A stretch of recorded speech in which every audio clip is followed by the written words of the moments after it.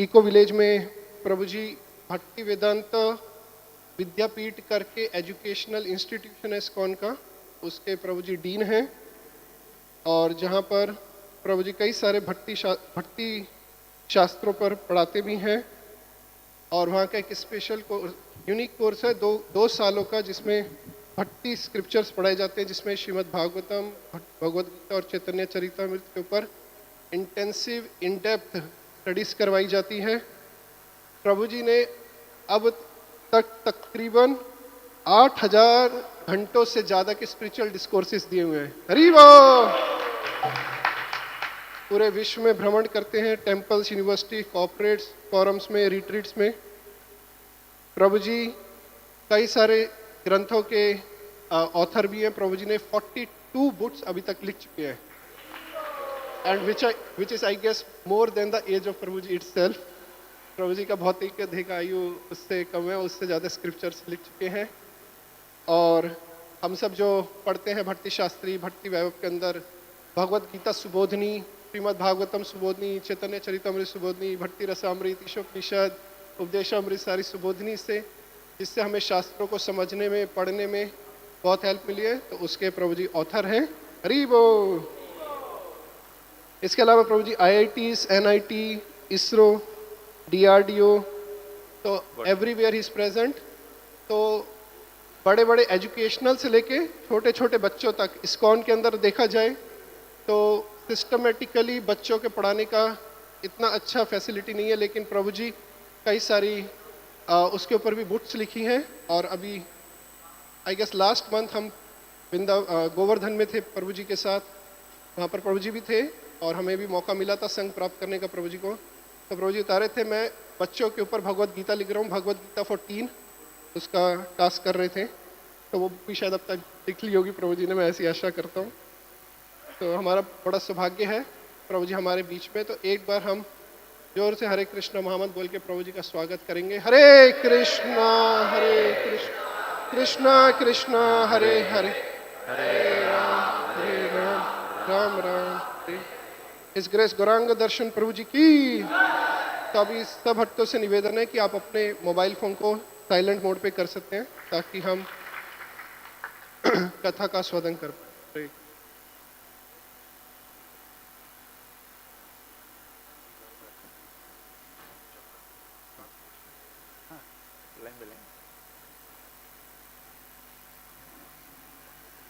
हरे कृष्ण। जय राधा माधव कुंज बिहारी, गोपी जन वल्लभ गिरिवरधारी।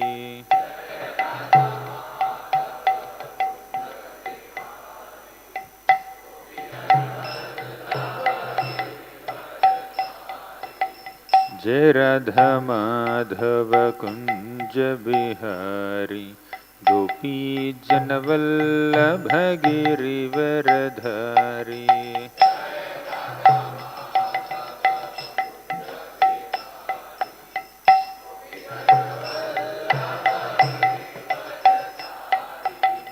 जय राधा माधव कुंज बिहारी, गोपी जन वल्लभ गिरिवरधारी।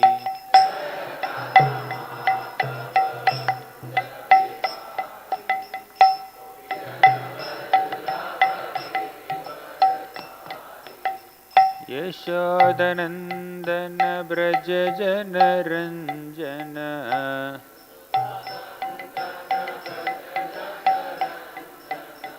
यशोदनंदन ब्रज जन रंजन।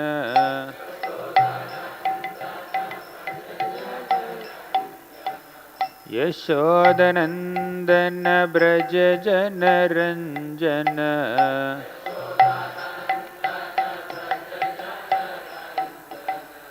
यमुना तीरवनचारी,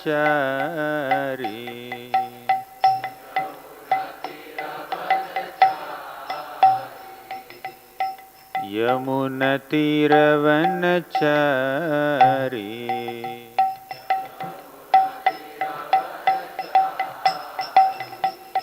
जय राधा माधव कुंज बिहारी गोपी जन वल्लभ गिरिवरधारी।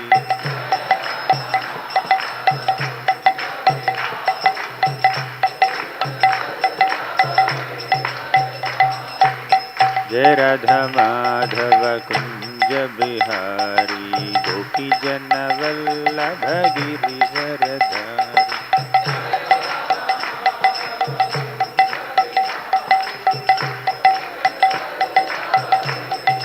जय प्रभुपदा जय प्रभुपदा प्रभुपदा जय Prabhupada.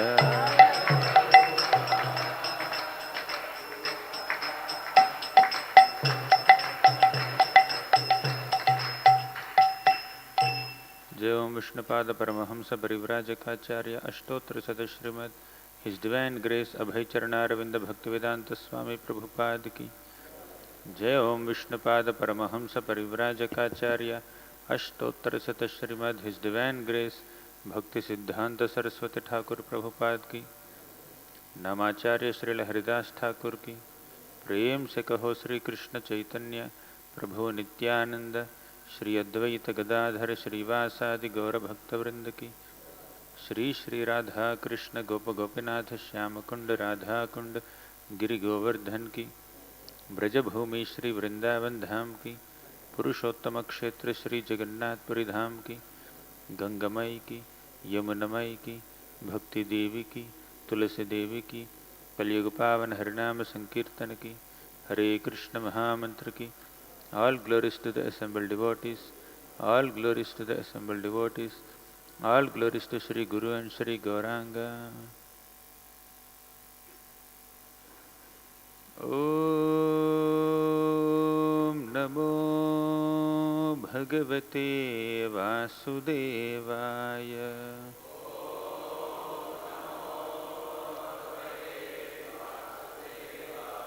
Om Namo Bhagavate Vasudevaya.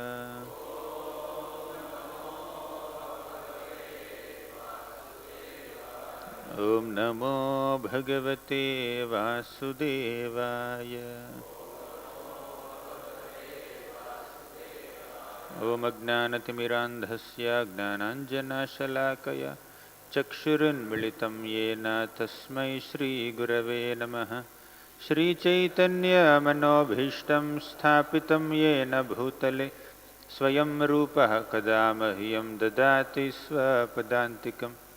वन्देऽहं श्रीगुरोः श्रीयुतापदकमलं श्रीगुरून् वैष्णवांश्च श्रीरूपं साग्रजातं सहगणा रघुनाथान्वितं तं सजीवं साद्वैतं सावधूतं परिजनसहितं कृष्णचैतन्यदेवं श्रीराधाकृष्णपादान् सहगणा ललिता श्रीविशाखान्वितांश्च।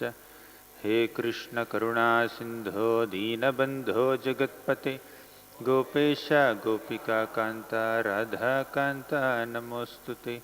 तप्त कांचन गौरांगी राधे वृंदावनेश्वरी वृषभानुसुते देवी प्रणमामि हरिप्रिये।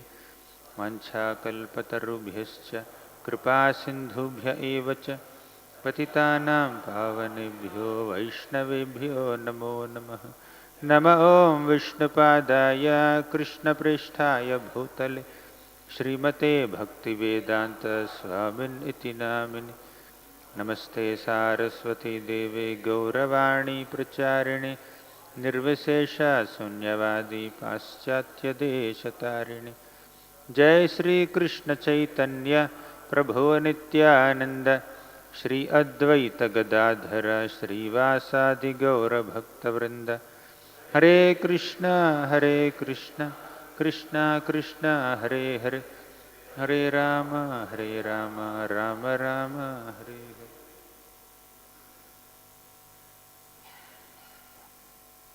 हरे कृष्ण। मैं इंग्लिश समझ सकते हैं ज्यादातर। किनको किनको हिंदी ट्रांसलेशन की आवश्यकता है? बहुत कम भक्त। ठीक है, जो भक्त हिंदी ट्रांसलेशन एक साइड में हम वहाँ पर पैरेलल पीछे बैठ के कर रहे हैं, तो ताकि प्रभु जी कंटिन्यू में लेक्चर देते जाएंगे, और जिनको चाहिए नीड वहाँ पर कोने में एक प्रभु जी कर रहे हैं, तो आप लोग सुन लीजिए। ठीक है, हरे कृष्ण। हरे Krishna.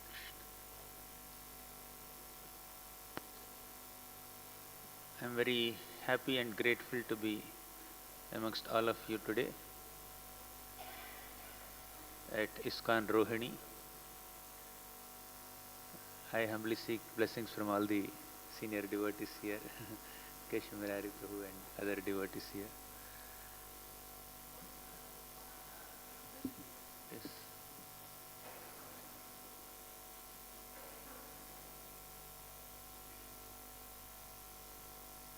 Hare Krishna. So, on the occasion of Sri Ramanavami, I was asked by the devotees here to speak on the glories of Lord Ramachandra, and the devotees have very intelligently selected some special topics. So, I was asked to speak on the relationship lessons from Ramayan in one session, and the mode of selfless service in another session. So, like that, in different sessions, we are discussing Ramayan from different viewpoints, different angles of vision. So, today we will discuss some aspects of relationships from Ramayan. Actually, the story of Lord Ramachandra, in which there are several prominent characters like Sita Devi. हरे कृष्णा। जिनको हिंदी की translation चाहिए, अभी अमरेंद्र हरिपू वहाँ बैठे हैं, तो आप लोग के उधर जा सकते, और वहाँ पर हिंदी में अनुवाद हो रहा है, आप वहाँ पर सुन।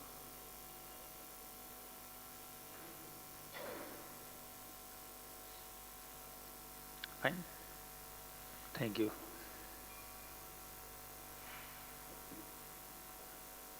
Ramayana presents several lessons on different types of relationships. So we'll try to meditate on few lessons from these divine relationships between the Lord and His associates.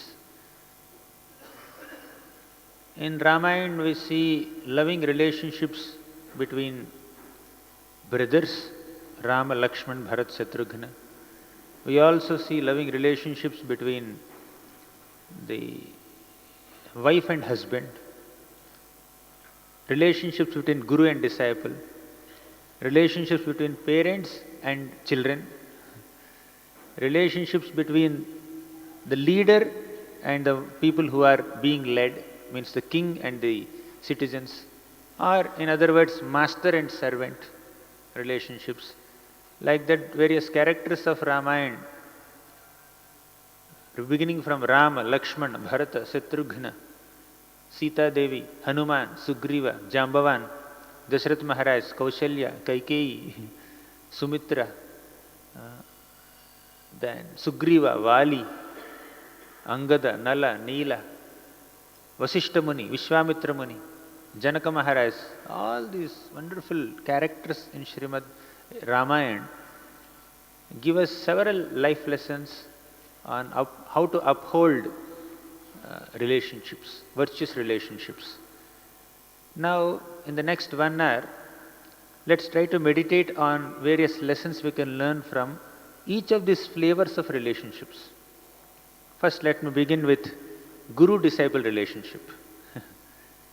In Ramayana, Vasishta Muni acted as guru of Ram, Lakshman, Bharat and Shatrugna, actually entire Ikshvaku dynasty. And eventually, when Ram grew up a little, we have Vishwamitra, who came to Ayodhya, requested Dasharath Maharaj to send Ram and Lakshman to protect his sacrifice. So one day, Vishwamitra suddenly makes a visit to Ayodhya, unannounced, and he asks him, Dasharath Maharaj, for the purpose of welfare of all living beings, I began a sacrifice. But two demons named Maricha and Subahu are coming and constantly disturbing my sacrifice. They are pouring blood, urine, mucus, meat, all kinds of abominable substances into my sacrificial fire and contaminating the sacrifice. Now, to protect this sacrifice, I need some assistance from Kshatriyas. And I feel that Lord Ramachandra, your young son, is capable of finishing this Rakshasas. Please send him. Dasharath Maharaj said, I am ready to support you to protect your sacrifice, but I can't send Ram. It's a long incident. But eventually, Dasharath Maharaj had sent Ram and Lakshman along with Vishwamitra. Now, in the next 1 hour, I will be discussing some relationship sutras from various episodes of Ramayan, but I may not be able to elaborate on specific incidents. Assuming that all of you know Ramayan, all the prominent episodes of Ramayan are already known to you, so I am just summarizing the incident but highlighting the lesson there, right? So as all of you know, Ram and Lakshman accompanied Vishwamitra and they went to the forest. So in the forest, as Ram, Lakshman and Vishwamitra are walking, suddenly there was a demoness named Tataka. She came and obstructed their way. And to cut the long story short, Vishwamitra immediately told Ramchandra, please kill her. So Ram was hesitating. Oh, how can I kill a woman? In the Vedic culture, a woman should not be killed or attacked. Even if she does a mistake, women, children, and brahmanas, cows, old people, these 5 categories of living entities must always be protected in the Vedic culture, and they should never be attacked or killed, definitely, even if the mistake is grave. So, and Lord Ramachandra, for the first time, he is holding his bow and arrows and is coming to kill somebody for the first time. So how can he kill a woman? So he was a bit hesitant, but because Guru instructed him, Lord Ramachandra immediately accepted the instruction. So sometimes the instruction given by a Guru may be little unconventional, may be very tough to execute, or it could even bring some public disgrace, because what Guru says may not be very palatable for the disciple to execute, may not be very easy to execute, or sometimes people may perceive it in a different light when Guru says something. Still, a disciple should not have any hesitation to follow the instructions of Guru, because Guru's grace is greater than public disgrace. Public may see us in a different way, but as long as it is pleasing to the spiritual master, so one has to abide by the instruction. That's what Lord Ramachandra exhibited. Although killing a woman is not advisable, is forbidden in one sense, but still Lord Ramachandra, without any hesitation, killed Tataka. So a true disciple obeys a Guru's instruction without hesitation, trusting the Guru's vision. Ordinarily, Vishwamitra would not say, go and kill a woman. But because she is Tataka, not an ordinary woman, she is a Rakshasi, she is troubling so many people and the travelers in the forest. So Vishwamitra was obliged to say this. So one should have trust in Guru. Although sometimes Guru's instruction may not match with the general norms and general conventional procedures, still a disciple is very committed to the instructions of Guru and executes that. This is how relationship between Guru and disciple is. And let's discuss few more lessons from the relations. Oh, what happened? 1 second.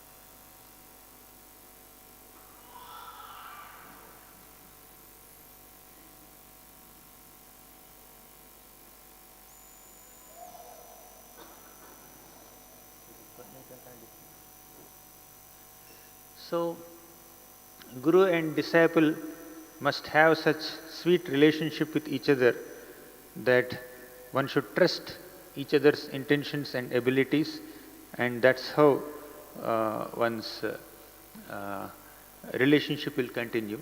So we have seen that Ram had absolutely no hesitation to follow the instructions of his Guru. He killed even Tataki.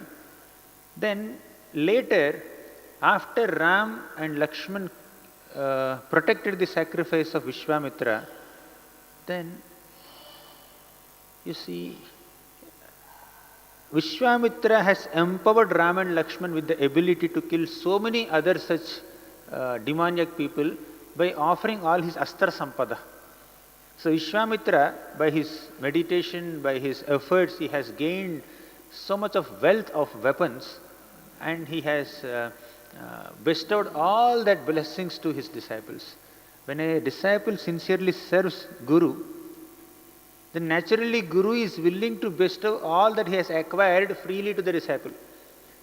So what Guru must have acquired by his tapasya and by his meditation, by all his efforts, the disciple can get all those blessings very easily just by being submissive to Guru.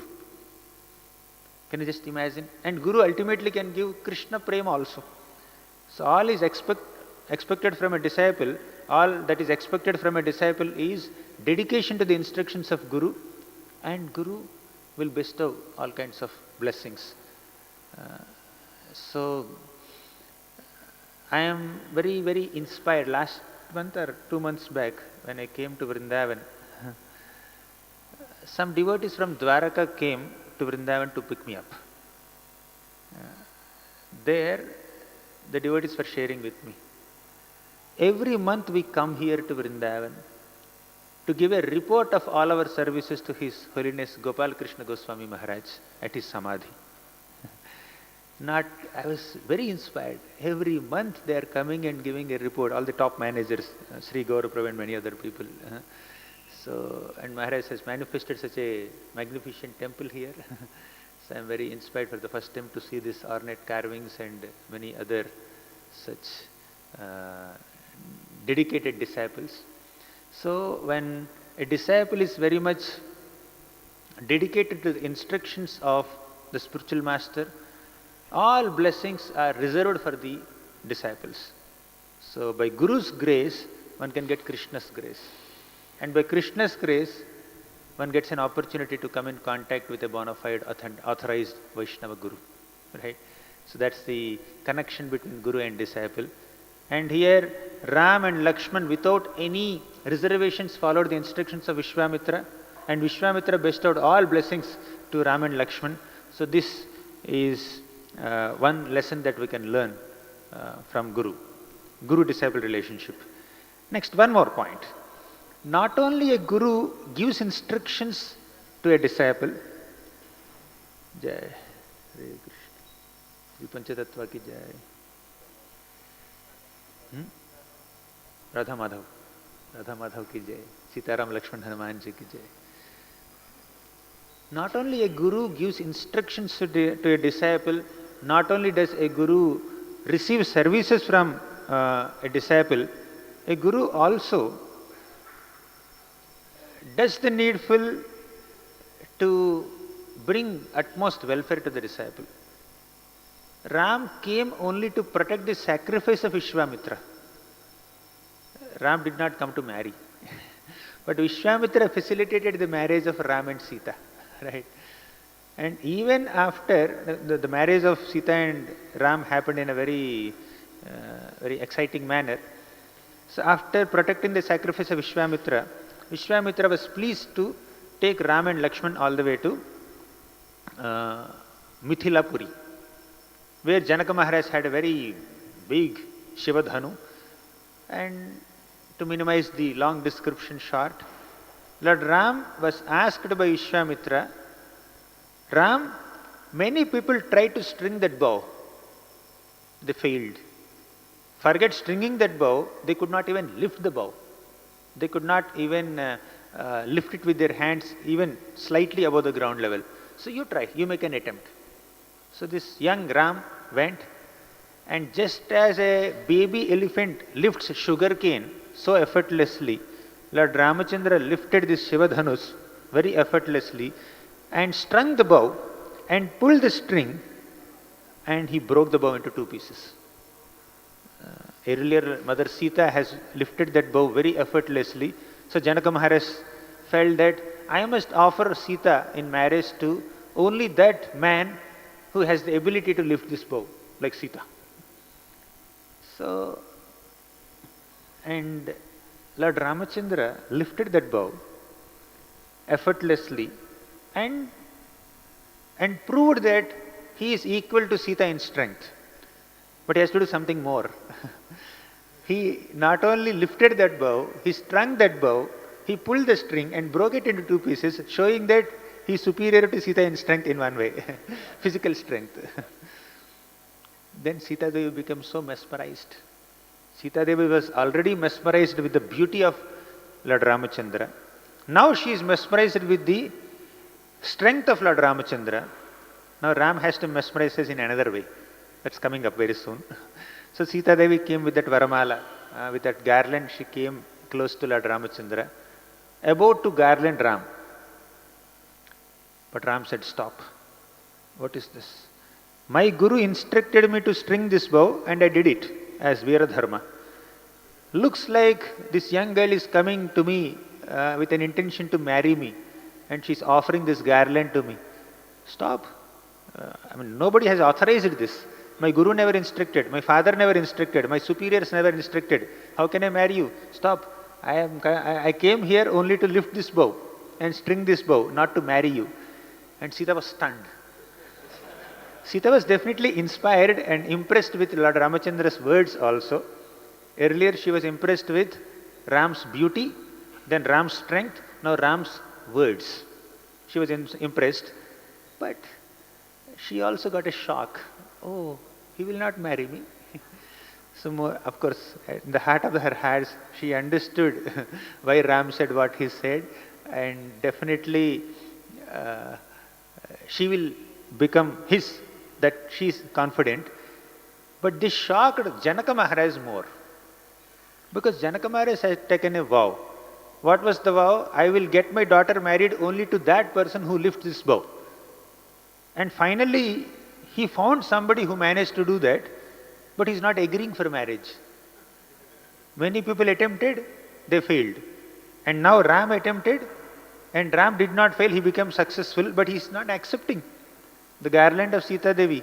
What does it mean? If he doesn't marry, how can I fulfill my vow? Vow should be there, right? For someone else to attempt. Vow is broken now. Should I continue my vow, or should I modify my vow? Whoever lifts these two pieces of this bow, I will give my daughter in marriage to him. Is it like that? So he was confused, he was shocked. But Vishwamitra came forward and said, "Ram, I'll talk to your father, don't worry. You can accept her garland, you can marry her." And with the blessings of Vishwamitra, Lord Ramachandra accepted the garland of Sita Devi. And actually he said, "Okay, fine, you can offer this garland." And Sita Devi was shorter, Ram was taller.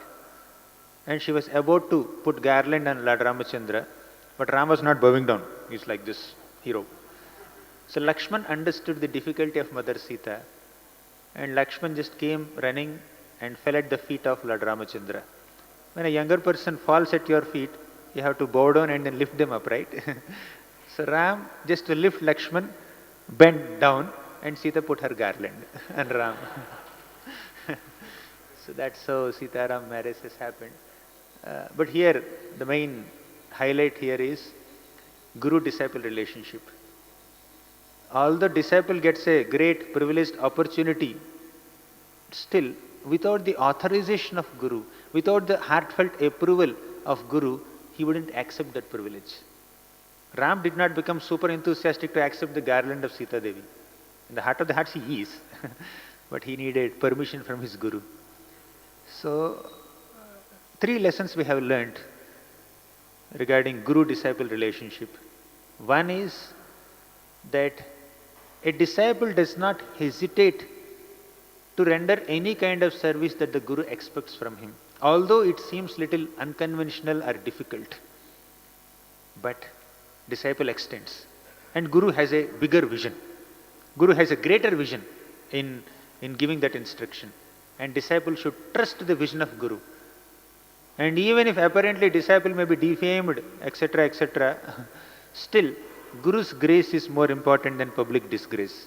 So, disciple has unconditional faith in the instructions of Guru, and Guru has a deeper vision, greater vision in guiding the disciple and in engaging the disciple in different services. Clear? Second lesson we saw was, when a disciple is very much dedicated to the instructions of Guru, Guru gives him great empowerment to do greater services.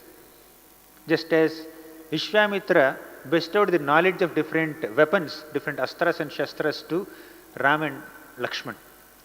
And Guru not only accepts the services of Guru, Guru not only gives instructions to disciples, Guru not only engages the disciple in various services, Guru also thinks of the welfare of the disciple. That's what we have seen in Ramayan, where Vishwamitra facilitated the marriage of Sita and Ram. Clear? Now let's try to meditate on another type of relationship in Ramayan. That's a relationship between brothers. In Ramayan we find different sets of brothers. One set of brothers is Ram, Lakshman, Bharat and Shatrugna. Right? They're exemplary brothers. So another set of brothers is Vali and Sugriva. So these brothers were very nice and very loving and caring for each other at one point of time, but somehow some misunderstanding intervened into their lives. There's another set of brothers, Ravan, Sugriva, Kumbhakarna. Right? So Ravan, Vibhishan and Kumbhakarna, demoniac brothers. But amongst them one is noble, that is Vibhishan. So let's see what these three sets of brothers are teaching us. First let's see from the example of Ram, Lakshman, Bharat and Shatrugna. According to Dasharatha Maharaj's promise to Kaikeyi, Lord Ramachandra had to go to the forest. And that was only for Lord Ram. That instruction is meant only for Ram. Dasharatha Maharaj never expected Lakshman to go to the forest. Kaikeyi never asked Dasharatha Maharaj to send Lakshman also to the forest, isn't it? But still, Lakshman volunteered to serve Lord Ramachandra. Wherever Ram is there, I will be there. So this is genuine love and affection that a younger brother can have towards the older brother. So Ram had to experience 14 years of Vanavas to please Kaikeyi, to please Dasharatha Maharaj in one sense, right? Or to uphold the vow or promise of Dasharatha Maharaj. It was Lord Ramachandra who had to spend 14 years in exile, but Lakshman volunteered for it. So brotherhood is not just some sentiment, oh I love my brother, that's all. No, actually brotherhood also involves sacrifice, selflessness. When you selflessly sacrifice your own comforts to extend your support and your affection and your service to your brother, so that is the true brotherhood. So Lakshman exemplified that. It said, Lakshmano Lakshmi Sampanno. Lakshmana is endowed with great opulence. Lakshmi. What is that Lakshmi? Lakshmi means opulence. What is the fortune or opulence Lakshman has? The fortune is the fortune of service attitude. Lakshman did not budge even an inch. He always wants to render service to Lord Ramachandra without any compromise, right? So this brotherhood shines with selflessness and sacrifice. It's not just a sentiment, and Lakshman exemplifies that selfless service to Lord Ramachandra. We'll discuss more about selfless service for one full session later, but at this moment, please, let's try to learn this lesson from Lakshman. And also, Bharat Maharaj, another exemplary brother of Lord Ramachandra. So Bharat Maharaj never wanted to, it's going, I don't know why. Okay, fine. Bharat Maharaj never wanted to sit on the throne of Ayodhya. Bharat always felt that I must render service to the lotus feet of Lord Ramachandra. But because of my mother, I am obliged, or my father misunderstood me, or my mother misunderstood me for the first time, and because of that my father also misunderstood me, that I desired this kingdom. But I never desire a kingdom. I only desire the service of Lord Ramachandra. I have absolutely no interest to rule this kingdom. So Bharat had that understanding, but somehow by the time he could express himself, already everything has happened. Dasharatha Maharaj left his body. Ram and Lakshman along with Sita Devi already went to the forest, and Bharat came back from his grandfather's home, and suddenly he saw entire Ayodhya filled with so much of sadness, very gloomy, very sad. So Bharat did not know what to do, and everybody was misunderstanding Bharat Maharaj. So finally, Bharat took the same devotees, Ayodhya Vasis, who misunderstood him, and he went all the way to Chitrakoot. So when he went to Chitrakoot, when he went to Panchavat, I think, when he went to the forest, Lakshman misunderstood Bharat. Lakshman saw from a long distance some flag is coming towards their residence, and he recognized that this flag is Ayodhya flag.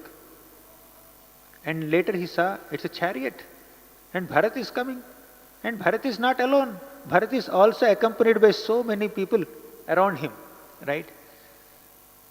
So he thought that Bharat is coming to attack Lord Ramachandra. Lakshman misunderstood Bharat. Shatrugna never misunderstood, because Shatrugna is always with Bharat. Ram never misunderstood. But why did Lakshman misunderstood Bharat? Because of his affection for Lord Ramachandra. Sometimes our affection for the Lord may make us offend the devotees of the Lord. Sometimes you are concerned about the service of the Lord, but you may not be sensitive enough towards another Vaishnava. Yes, you want to serve the Lord, but the other devotee also wants to serve the Lord in a different way, probably. Just because your opinion or your working style or your specific type of service is not matching with another devotee's service or another devotee's opinion or mindset, apparently, that does not mean we misunderstand that devotee. So, yes, Lakshman did not have any personal grudge towards Bharat, but somehow because of Bharat, apparently, Ram had to go on exile, had to go to the forest. Lakshman felt very affected. He felt, no, I think Bharat must be eliminated. He went to Lord Ramachandra and said, Ram, just give me one instruction. I'll kill that Bharat. He's coming. He's coming to attack you with soldiers. Then Ram said, even in dreams, Bharat will never contemplate any harm to me. Just keep quiet. Just keep quiet, and Lakshman, just observe what's going to happen now when Bharat comes close to me. So Bharat came, fell at the feet of Ram and said, my dear Lord, kindly forgive me. It was not my mistake. It was my mother's speculation. Because of that Manthara poisoned her brain. So Kaikeyi asked this kind of boons, and Kaikeyi is repentant now. So we all are inviting you to please come back to Ayodhya. This is our genuine request. Please come back. But Ram never agreed. Of course, it's a long story. When we discuss only specific pastime episode, we'll elaborate more. But now that the discussion is about relationship sutras, so I'll focus on this one moment of that Ram Bharat Milan. Bharat asked Ram, please come back to Ayodhya. And Ram said, no, I will not come back. Even if Kaikeyi withdraws her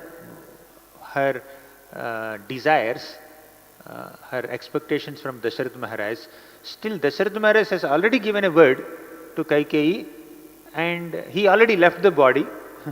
Even if Kaikeyi cancels her vows, but the promise given by our father to Kaikeyi remains intact, and it's my duty to uphold that promise. So I have to complete my 14 years of exile, so I cannot come back.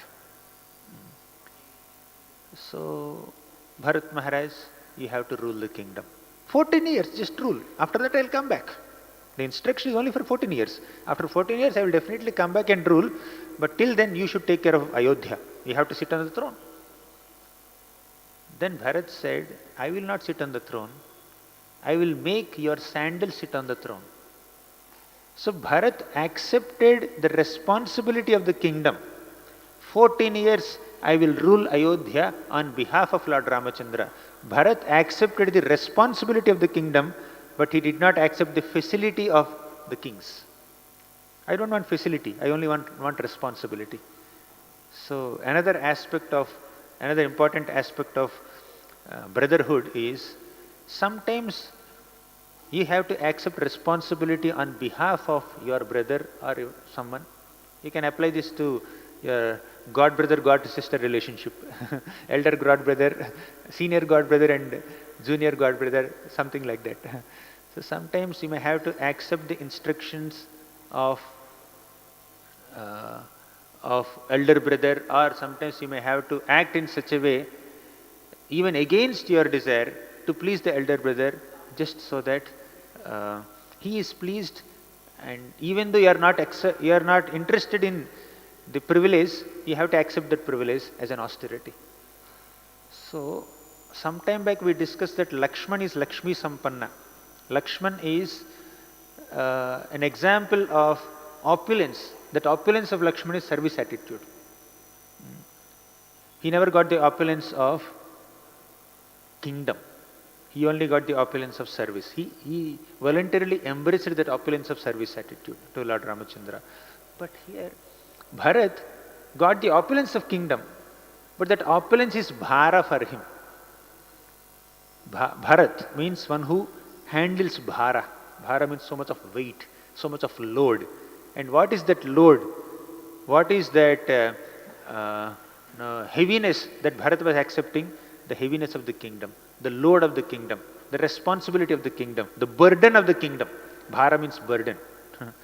So he carried the burden of the kingdom in the absence of Lord Ramachandra, although he does not want to carry. For many people, ruling the kingdom when the king is absent seems to be a privilege. He is not there 14 years, I can happily rule, I can boss over. Maybe some kings might think, after 14 years when they come back, how can I not give the kingdom back? That's what Duryodhan did. Pandavas did 13 years of exile and Pandavas came back to Hastinapur. But Duryodhan was not in a mood to return the kingdom back to the Pandavas. But Bharat was waiting. 14 years, he is counting every moment, every second, when will Lord Ramachandra come back? And this 14 years, the kingdom was a burden for Bharat Maharaj. And as soon as Lord Ramachandra came, he was relieved of that burden. Right? Sometimes, although you are unwilling to accept a privilege, you have to accept that privilege as a burden to please the Lord. So that's what we can see, we can learn from Bharat. So Bharat and Lakshman. Now let's discuss about other examples. Sometimes misunderstanding can creep into our relationships between brothers. Vali and Sugriva loved each other so much. But somehow, when the demon came to attack Vali, and Vali was so absorbed in fighting with the demon, and these two warriors, Vali and that demon, they both went into a mountain cave, and for several days they were not coming out, and only blood is coming out of the cave. And Sugriva thought that the demon has killed Vali. So Sugriva kept a big boulder against the mountain cave so that the demon wouldn't escape. But what to do? The real fact was Vali killed the demon. Not that the demon killed Vali, but Vali killed that demon. And he came out and then broke the boulder, and meanwhile as he came back he saw Sugriva sitting on the throne. Sugriva never had a desire to sit on the throne, just like Bharat never had a desire to sit on the throne of Lord Ramachandra. Sugriva also never had a desire to sit on the throne of Vali. But he had to do it because many people pushed him. Yeah, you should occupy the throne because there is no king to this Kishkinda. So he accepted it as an austerity, as a responsibility, but still Vali misunderstood him. Right?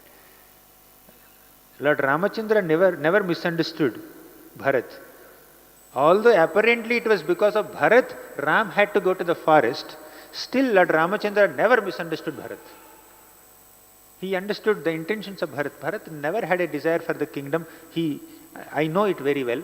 So he never misunderstood. But Sugriva misunderstood, Vali misunderstood Sugriva. And Sugriva tried to clarify his intentions. See, many people misunderstood Bharat Maharaj. Kausalya Devi misunderstood Bharat. Dasarath Maharaj misunderstood Bharat. Before all of them, Kaikeyi misunderstood Bharat. Kaikeyi thought that if I get the kingdom for Bharat, maybe Bharat will be happy. That was her expectation. Then, if you see, Guha misunderstood Bharat. Lakshman misunderstood Bharat. Vasishta misunderstood Bharat. Ayodhyavasis, all the Ayodhyavasis misunderstood Bharat.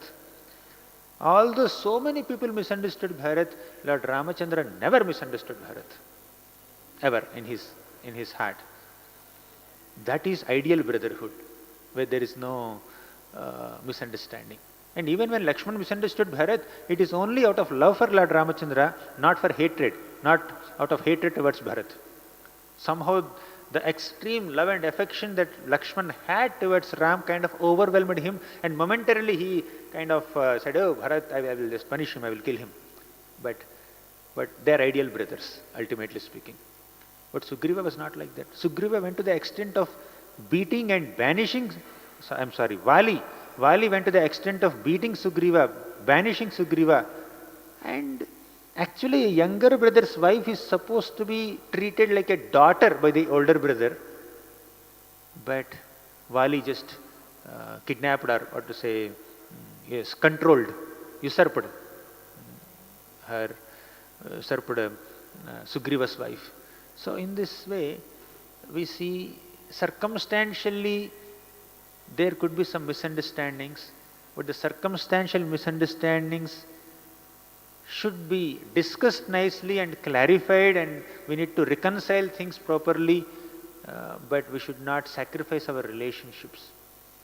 While Bharat and Lakshman sacrificed their comforts out of their loving relationship with Lord Ramachandra, Vali sacrificed his brotherly relationship with Sugriva out of his ego, arrogance. Right? So when misunderstandings come, so those are the moments where we need to be extremely careful. So Maya comes and intervenes into all our relationships. It could be relationship between two brothers, or wife and husband, or any other kind of relationship. Maya is constantly testing us. Especially when there are spiritual relationships, Maya will induce the spiritual seekers with a mindset or with a mentality to disrupt the relationship. I need to give up this relationship because they are contemplating harm for me. Of course, one should not be so naive, and one should not be so foolish to be exploited by others, but at the same time, one should be careful not to doubt the intentions and integrity of loved ones because of one's own arrogance. So, Bharat was misunderstood, but later he clarified the misunderstanding. And Sugriva was also misunderstood, but he tried to clarify the misunderstanding, but it never happened. It never worked. Vali was not in a mood to accept any clarification. Forget accepting clarification, he just wanted to kill Sugriva in 100 different ways. But somehow Sugriva took shelter of Rishyamukha mountain and his life was saved. Wherever else he goes, his life would be at threat. And Sugriva also has some trusted friends. Okay, now let's go to another brotherly relationship between Vibhishan and Ravana. Vibhishan was giving a good advice to the demon king Ravana in so many ways, but Ravana was never accepting only. If you see, it's a great fortune to have someone who can give us good advice. It's very unfortunate on someone's part to not have anyone to give us some guidance and advice and some kind of good suggestion. So unfortunate are those people who don't have well-wishing advisors. But more unfortunate are those people who have access to well-wishing advisors, but they don't value that advice. And Ravana is foremost amongst those unfortunate people. He had the best advisor, best well-wishing advisor in the form of his own brother Vibhishan.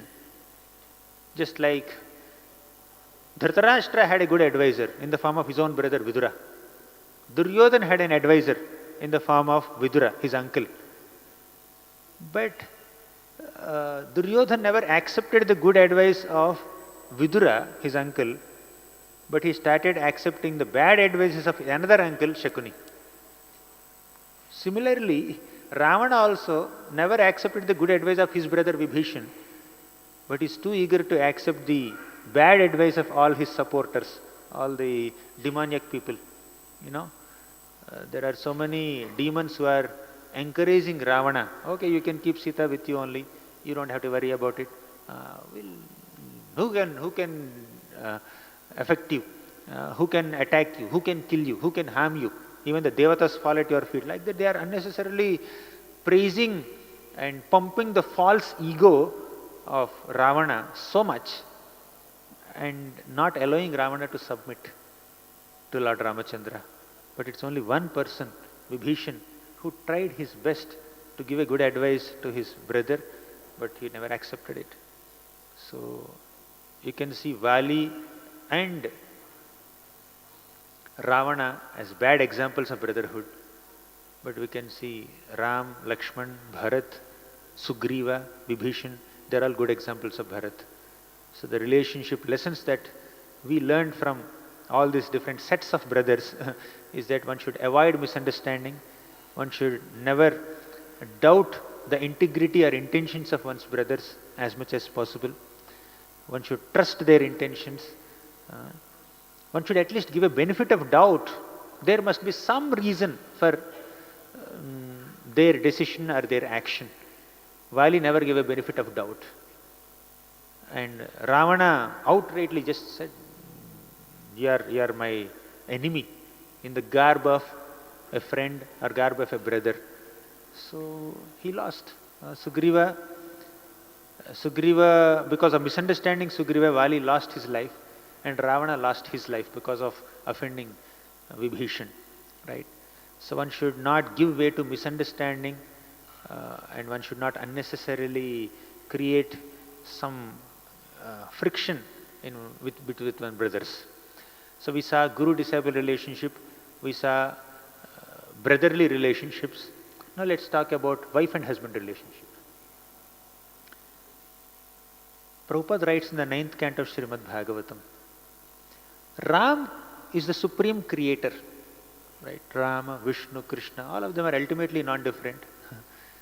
If Ram wanted, he could have created hundreds and millions of Sitas for his pleasure.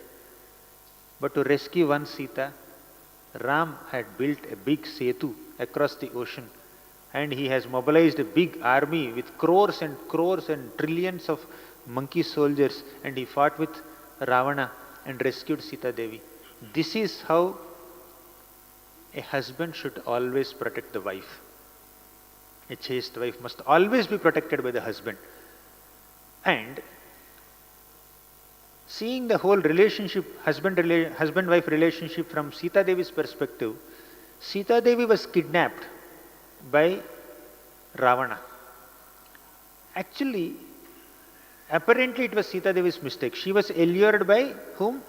This Maricha, golden deer. And Ravana came and kidnapped her.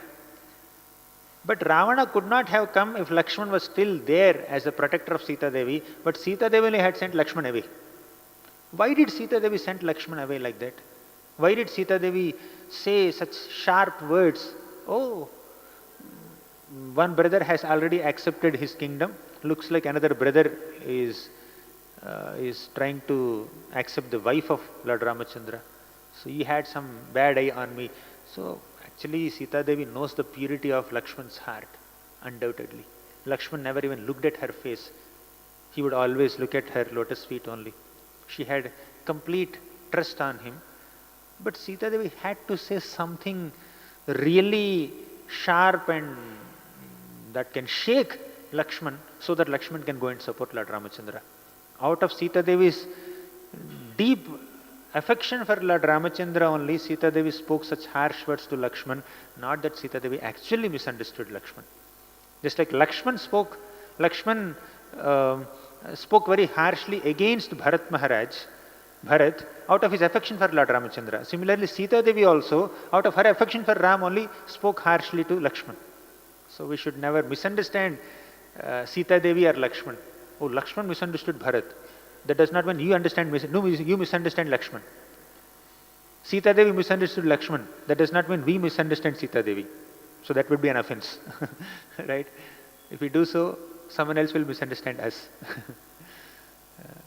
Anyways, misunderstanding lessons we'll do later. But Sita Devi had such a deep affection for Lord Ramachandra that she went to the extent of doubting Lakshman also out of her affection for Ram. So here the point that we need to underline in this current context is that a wife should have that much love and affection towards husband. And husband will have that much love and affection towards wife. That just to rescue this one wife, Ram was not contemplating on another marriage. Ram was trying to rescue Sita Devi, however risky it may be. He killed so many demons, he mobilized so much army, and during the fight so many things has happened. In Yuddha Kanda you can see. So that's about wife and husband relationship. One more thing from Sita Devi's side. Sita Devi was arrested by Ravana and she was kept in Ashoka Vatika, and Ravana was coming practically on a daily basis. That was his morning program. Every day morning 4:30 we come here and we say Samsara Dava Nalalidha Loka. Ravana would come every morning, Brahma Muhurta time, to Sita Devi, and he would offer prayers to Sita. What was the prayer? You become my queen. And that prayer will become fury after some time. If you don't become my queen, I will cut you into pieces and I will have you cooked for my breakfast. He would say like that. So constantly threatening and causing so much pain to the heart of Mother Sita. Sita Devi was subjected to so much of torment. She was constantly surrounded by these Rakshasi Stris, Rakshasi ladies. They were saying that, oh, you are not submitting to Ravana? Such a proposal no woman will get so easily. You got it. If only I had that proposal, I would have accepted it. So if you don't accept, then I will eat you. I will eat human flesh. I have not eaten human flesh for a long time. I will eat your hand, I will eat your leg, I will eat your thigh. So like that they were piercing Sita Devi with their sharp words. And on top of it, here is Ravana every morning coming and threatening Sita Devi. And when Sita Devi hides herself in her cloth, behind her cloth, Ravana says, why are you hiding yourself? For a chaste woman, even to stand in front of another male member is very difficult, and she feels very shy. What to speak of sitting in front of this lusty man who is constantly looking her in that mood? For Sita Devi it's very painful, right? And she was constantly surrounded by people who are breaking four regulative principles on a daily basis. That was Sita's intention, Sita's condition. And Ravana was tempting her. I will even give up Mandodari. I will consider you as my foremost queen. Your position will be above Mandodari also. That's what Ravana was saying. But Sita Devi was not tempted, and she did not budge even 1 inch, 1 millimeter from her constant meditation on Lord Ramachandra. She was constantly Ram conscious. Just like Rukmini was Krishna conscious. Rukmini's brother Rukmi tried to forcefully get her married to Shishupal, but Rukmini was completely fixed on Krishna. Similarly, Sita Devi was being forced to marry Ravan, but she constantly meditated on her husband Ram only. So this is the commitment that wife and husband have towards each other. And when Sita Devi, when she went to when she was taken to the Lanka city, then Ram lamented so piteously that he was about to destroy the entire universe. If Lakshman had not controlled Lord Ramachandra, he would have destroyed the entire universe. To that degree, Ram was lamenting and missing Sita Devi. And Hanumanji also was surprised, my God, how can someone lament so much for a woman like this? But after Hanumanji saw Sita Devi, then he understood how difficult it was for Lord Ramachandra to maintain separation, maintain his life in separation from Sita Devi. So that's the deep, loving relationship between Sita and Ram. So we saw some aspects of relationship between Guru and disciple, between brothers, between wife and husband. And there are more. Between Guru and disciple, we have seen that. Between master and servant, and also we need to see relationship sutras from other relations also, but it's 9:10. I think we'll conclude. What's the time? 8 to 9, right? 8 to 9 is the 9:30. Okay, should we take questions or shall I continue some more? Huh? Okay, fine. Yes. Now, let's discuss some aspects of some lessons from the relationship between master and servant. One of the foremost examples of servitude or service attitude is Hanumanji. So how much Hanumanji extended himself to serve Lord Ramachandra? Selfless service. So Hanumanji was not hesitant to leap across the Lanka ocean. He was not hesitant to destroy entire Lanka or burn entire Lanka in fire to serve Lord Ramachandra. And while doing all these activities of burning Lanka, jumping across Lanka ocean, Hanumanji was constantly Ram conscious. When Hanumanji was about to leap across the Lanka ocean, you know what he said? Yatha Raghava Nirmukta Sharaha Swasana Vikramaha Gached Tadvad Gamishyami Lankam Ravana Palitam. He said, I am just an arrow released from the bow of Lord Ramachandra. So Hanumanji was doing everything. Ram was sitting there and lamenting, but Hanumanji just considered himself as Ramaban. Because Ramban has no failure. When Ram releases an arrow, it has to hit the target and there is never a failure. Anything that never fails is compared with Ramaban many times. And here is Hanuman considering himself as Ramaban.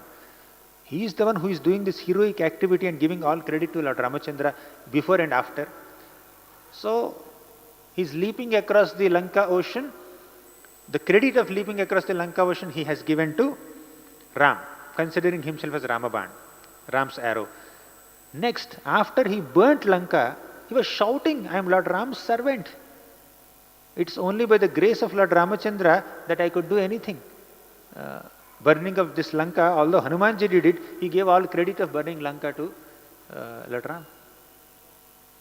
So, a disciple should extend oneself for the service of Guru to unimaginable and inconceivable extents, but ultimately all the credit should go to Guru only. So, a disciple is one who unconditionally serves the instructions of Guru, or a servant is one who unconditionally serves the instructions of Master. Here the relationship between Ram and Hanuman is more in terms of master and servant. So we have seen Guru-disciple relation, but let's see master and servant. Ultimately, disciple is a servant of Guru also, right? So a servant is one who extends oneself to serve the instructions of the master so much, but all credit should go to the master. It is only because of my master's empowerment and blessings and desires and the power of his vision that I am able to execute this instruction. Just like Hanuman accomplished so many things in the service of Lord Ram and has given all the credit of these accomplishments to Lord Ramachandra only. One more thing in the connection between the master and servant relationship.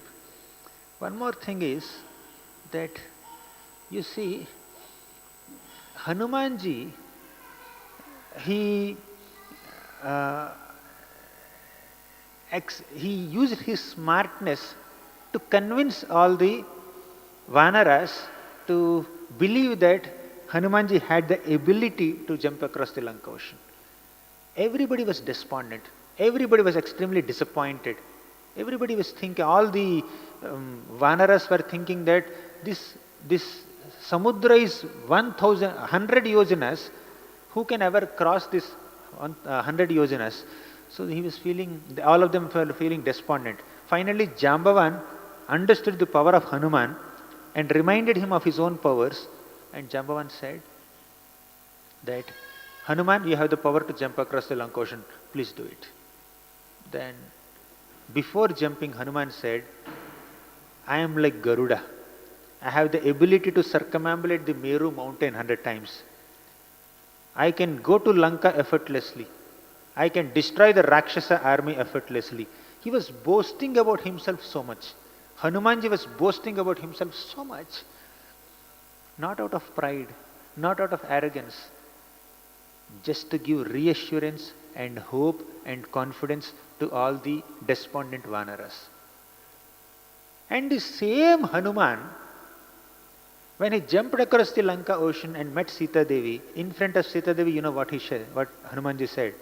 He said, my dear mother Sita, Sita was doubting, Hanuman, you are so powerful, you could easily cross the Lanka ocean, but can Ram come? Can Lakshman come? Can all the Vanara soldiers cross this Lanka ocean? I think it's very difficult. Just to encourage Mother Sita, you know what Hanuman said? My dear mother, I am the weakest Vanara in Sugriva's army. Every other Vanara in the entire army of Sugriva is either equal to me in strength or greater than me in strength. Everybody is better than me.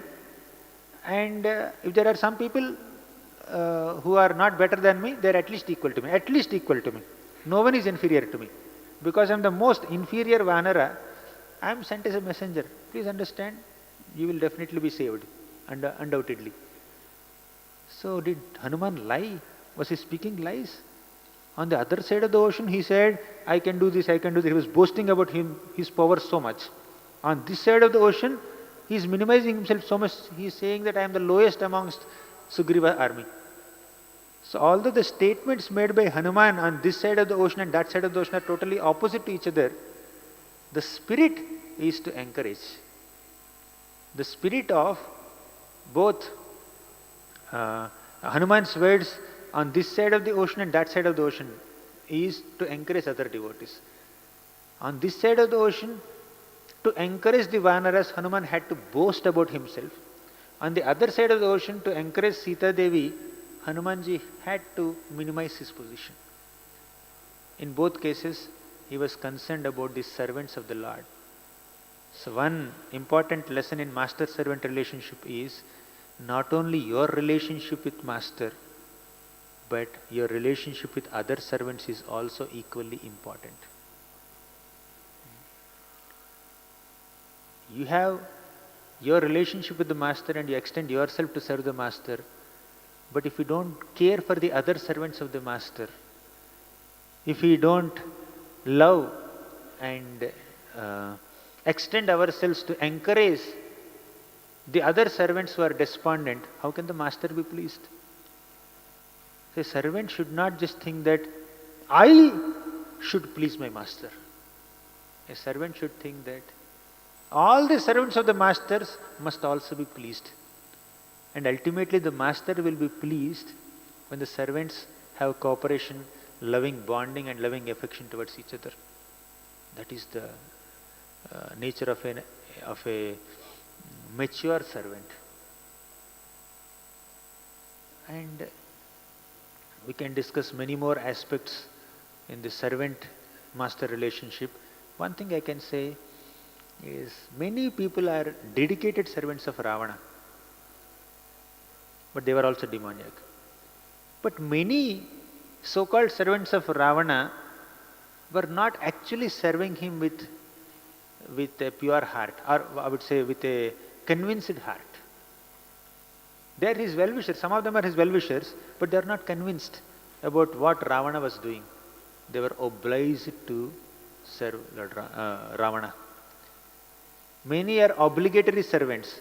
When the master gives love and affection and empowerment to the servant, trusts the servant, blesses the servant, and the servant can go to any extent to serve the master.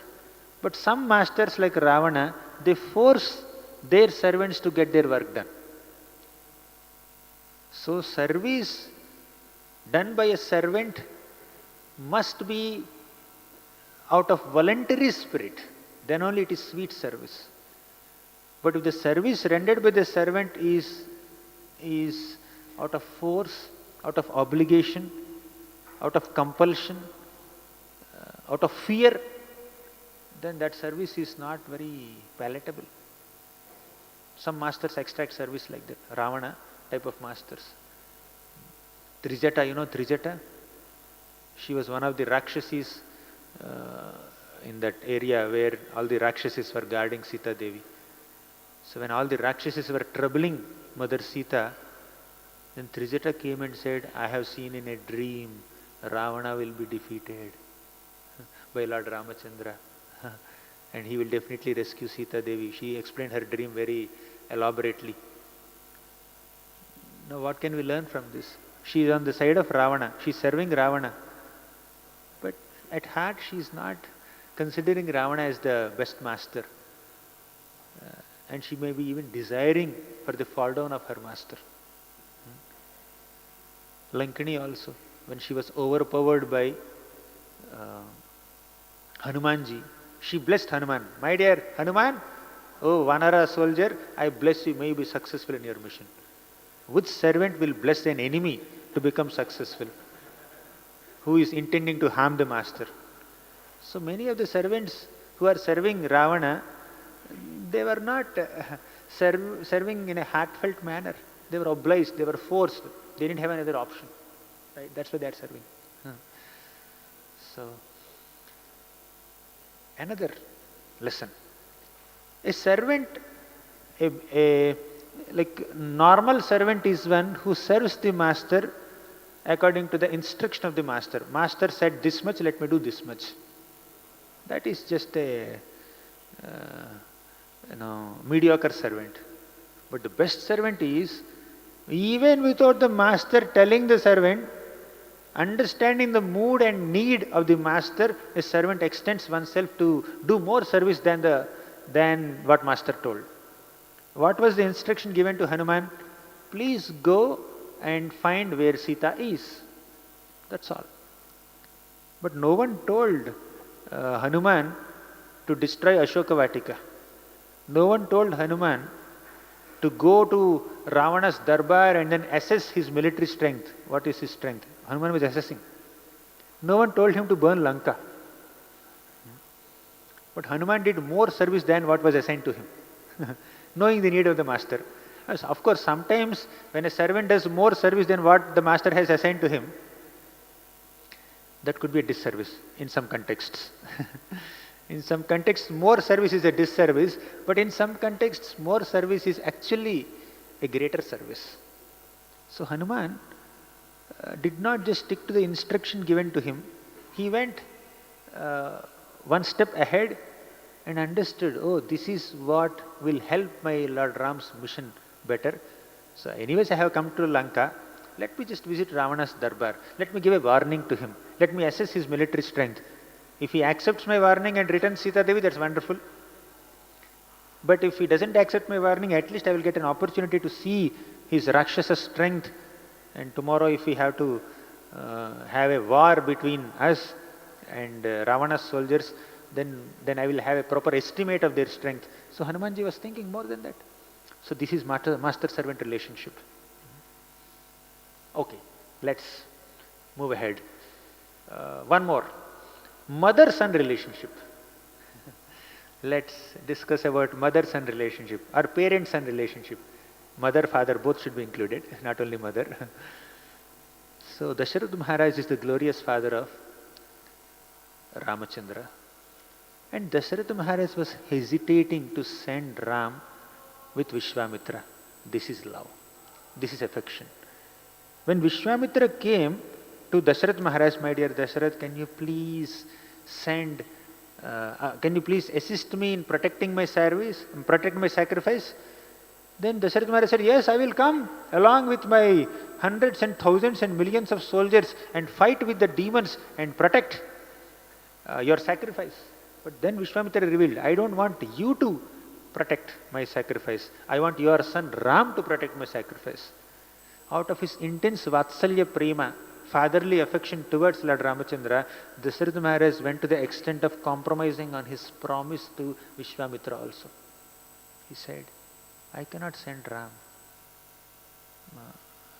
You can do whatever, you can curse me, you can whatever you want to do, you do, but I cannot send Ram. He was in the verge of saying no.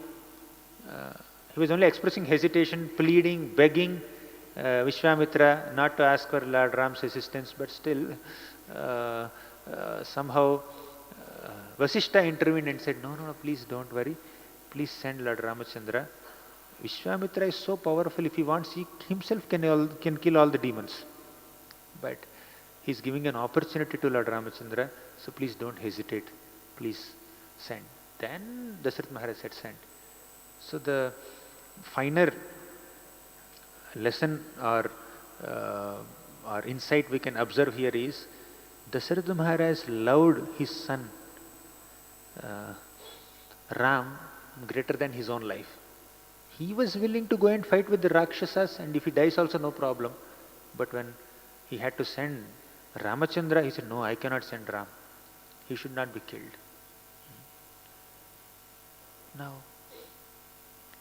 in contrast to this, Ravana also loved Indrajit and some of his sons.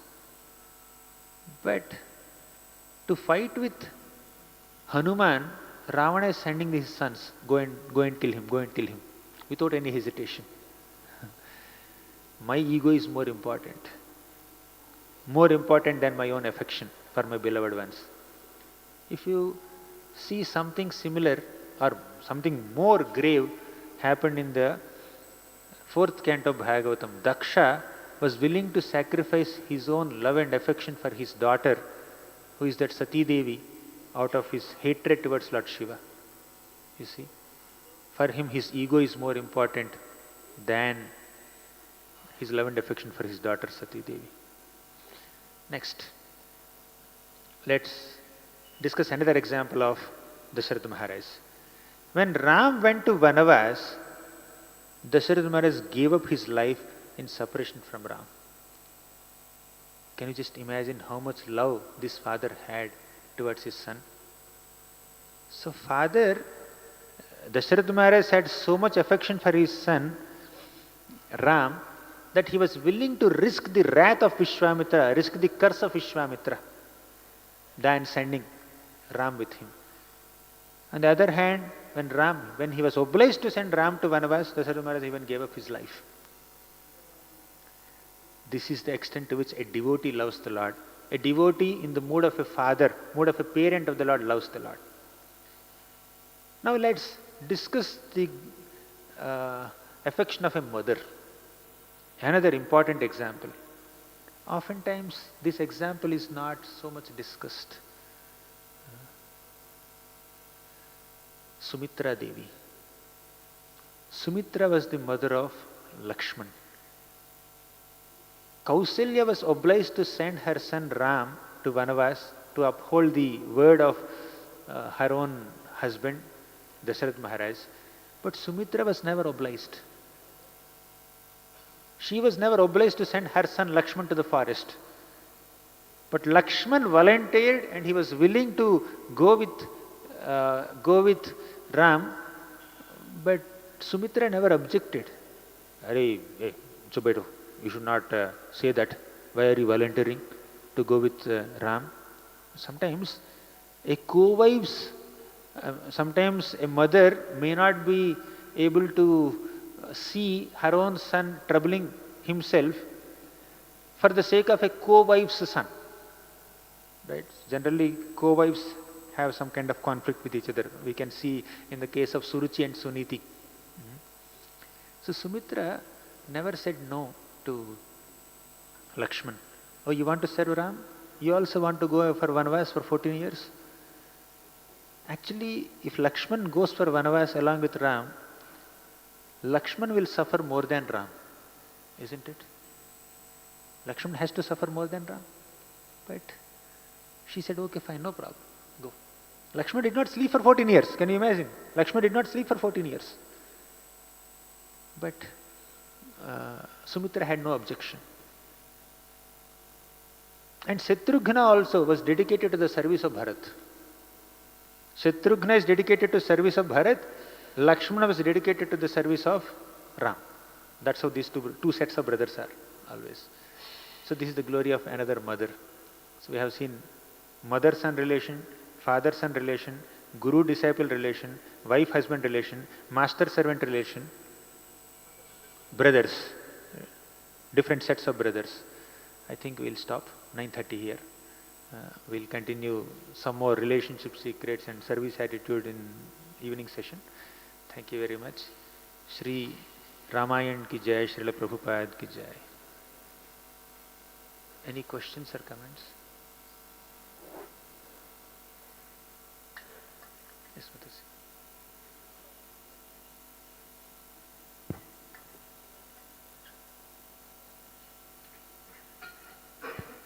I thought of showing you some pictures and slides, but it never worked.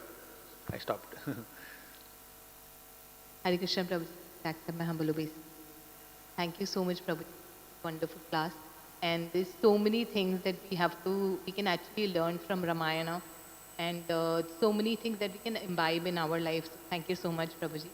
Prabhuji, my question is, could you elaborate for children, because nowadays there's so much that children can watch, and Ramayan, I personally feel that Ramayan is something where children can take a lot of learning and they can apply in their life. So what is that children can take, as a child, what can they take from Ramayan and imbibe those characters in their life? Like you said parent and children, so you gave example of parents, but what can children take from? You're giving a topic for a series of seminars. It's not a simple If you question. could summarize a few points, would be possible. What can children take? Definitely children can take lessons on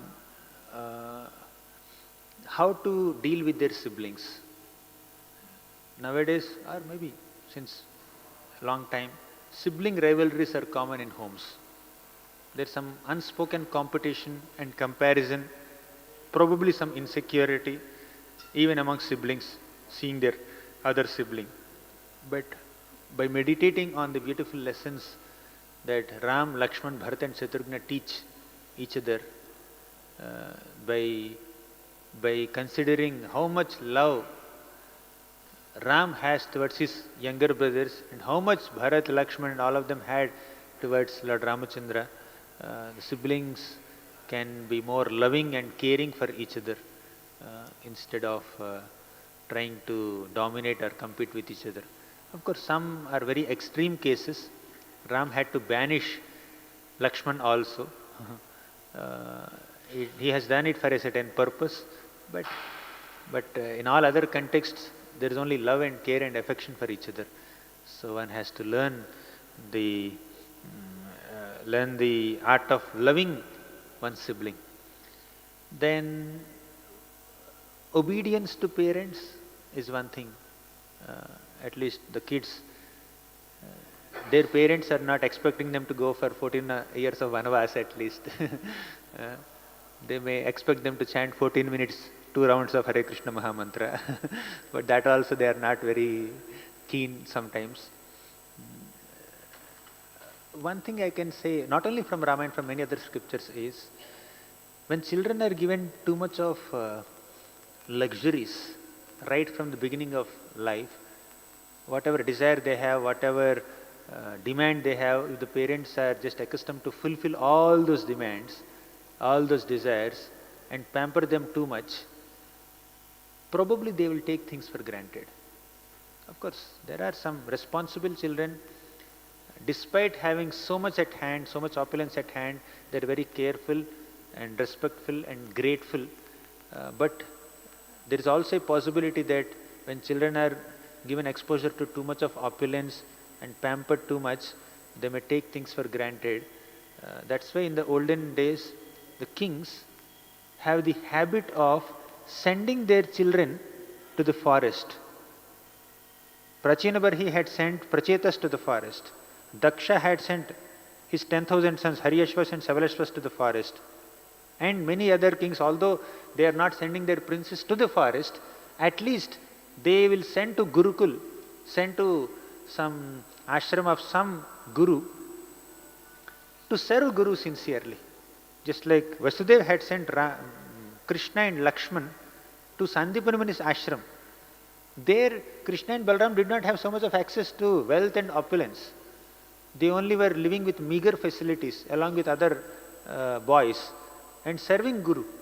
So, parents should encourage the children to respect Guru, serve Guru, and live with meager facilities. You see, Ram and Lakshman were serving Vishwamitra and even Vasishtha. So, when children cultivate this habit of serving the elders, extending themselves for the service of elders, and learning the art of tolerance, even though there is some inconvenience, so they will grow stronger. So why this kind of austerity and meager facilities are given to the princes from the royal order in the olden days? Just so that they can get accustomed to that quote unquote poverty-stricken life or a life with meager facilities, so that they don't get carried away by the opulence, they don't take the opulence for granted, they don't... one more thing is, when there's too much of access to opulence, these princes, when tomorrow they become kings, they won't be able to empathize with their poverty-stricken citizens many times. So, the privilege of living with simplicity must be facilitated for the kids, and kids also should be able to accept some basic inconvenience, not too much, not too many.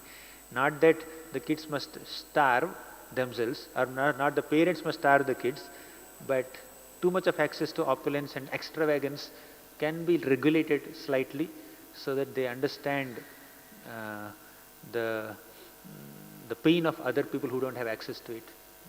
Kids may just waste prasad. Oh, I didn't like this item. I didn't like it. Throw it. And they'll go to Man Leela, and the parents have to somehow put some morsels in their food, in their mouth. But there are so many people who don't have access to that food also. They struggle so much. So these scriptures teach us, not only Ramayana, many other scriptures. And it's too elaborate. I think we have discussed a few. I'll take the next question. Yes. Yes, Prabhu.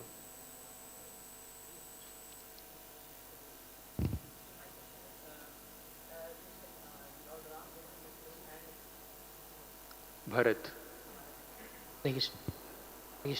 Guruji, so as you said, Lord Ram didn't misunderstand Bharat, and there are many instances. But we sometimes, being in devotion and while doing devotional services, sometimes we get misunderstood by devotee. Although we know that as the Lord resides as Paramatma in our heart, He will not misunderstand us. But sometimes devotees misunderstands us, and there's a lack of understanding. So how? And you said we should discuss the misunderstandings and come to a point which we need to make. Sometimes we generally either leave it in Krishna's hand, or say ki, okay, maybe it is Krishna's will, let me accept this. And but the other way is to discuss misunderstanding. So how to balance between these two, when to accept it as Krishna's will that the devotee misunderstood me, or when to discuss. Unless it's a serious abuse, we should take it as our purification. Maybe I am misunderstood by someone because I must have misunderstood someone else. That one can accept it that way. But it's not necessary to always tolerate misunderstandings. We can always go and clarify in a polite way, gentle way, with patience, with respect, with etiquette. If you feel that someone has misunderstood you, you can always go and clarify. Then they'll, oh, I'm sorry, I didn't know this. Whatever information I have formed this opinion, but now that you have clarified things to me, I'm happy. So you should always try to clarify as much as possible. But despite clarification, still there is some misunderstanding in the ether, then just take it as your purification, right? As a reaction to your things. But small things you should ignore. People will keep on misunderstanding. You can't just go on a campaign to clarify your intentions to everyone, prove your innocence everywhere. Some people, even slight misunderstanding, it's so heavy on their heart. As soon as they open their mouth, they'll speak that only, multiple times. That also is another expression of false ego sometimes. Right? So, in short, answer to your question is, whenever you are misunderstood by someone, clarify. Take some time, patiently, don't immediately impulsively react or label them. Understand that maybe some kind of perception is fed into their minds, so let me just go and give a clarification. But even before doing that, instead of labeling them as people who have misunderstood others, first check whether the misunderstanding is correct or not. Probably it's not misunderstanding, it is understanding only. If there is any mistake on your part, have the humility and honesty to accept it. But if there is no mistake on your part, still they misunderstood you, then go and clarify. And despite clarification, if they still continue that, wait patiently, take it as purification, wait for a while, then time will reveal. And take it as a reaction or a purification, and then time will reveal the reality to them, and later they will realize. Actually speaking, Dasharatha Maharaj died thinking that Bharat Maharaj actually desired the kingdom. In short, Dasharatha Maharaj died with a misunderstanding about Bharat's character. And Bharat had no opportunity to clarify only. You understood this? By the time Bharat came there to Ayodhya, Dasharatha Maharaj already passed away. And how did he pass away? Thinking that Bharat was greedy for the kingdom. He was a villain. Because of Bharat, my son Ram had to go out of the kingdom. And even Dasharatha Maharaj went to the extent of saying that Bharat should not participate in my final rites. Can you just understand the gravity of Bharat's situation? What did Bharat do? He clarified to many people, but he could never clarify to Dasharatha Maharaj. No opportunity to clarify. The person is not there only. How can you? But because Bharat is genuine, after a long time, I think after Ravana was killed by Ram, then Dasharatha Maharaj came from the upper planets. He descended on a celestial airplane and he said, I accept Bharat as my son. I rejected him before, but now I accept him as my son. You know this? You don't know? Ramayan says this. So, see, Bharat had patience. Although Dasharatha Maharaj misunderstood Bharat, Bharat never misunderstood Dasharatha Maharaj. Bharat Maharaj actually understood that Dasharatha Maharaj misunderstood me because he had love for Ram. And even Bharat also had love for Ram. Therefore, Bharat did not take it so seriously. Many devotees misunderstood other devotees many times only out of their affection for the Lord, and other devotees could empathize with them, sympathize with them. Lakshman misunderstood Bharat out of affection for Ram. Sita misunderstood Lakshman out of affection for Ram. Dasharatha Maharaj misunderstood Bharat, and all the Ayodhya misunderstood Bharat out of affection for Ram. So wherever there is a possibility, you go and clarify. If there is no possibility, tolerate. Krishna will do the needful. Because Bharat was genuine, all the devotees, without any doubt, they understood that Bharat has no malice towards Ram. It's all coming from Kaikeyi. Not even Kaikeyi, Manthara. Everybody understood it. One Manthara, one servant maid created so much turmoil, led to hundreds of misunderstandings in Ramayan. That's the power of envy. We'll discuss that some other time. Does it answer your question? Thank you. Yes, Prabhu.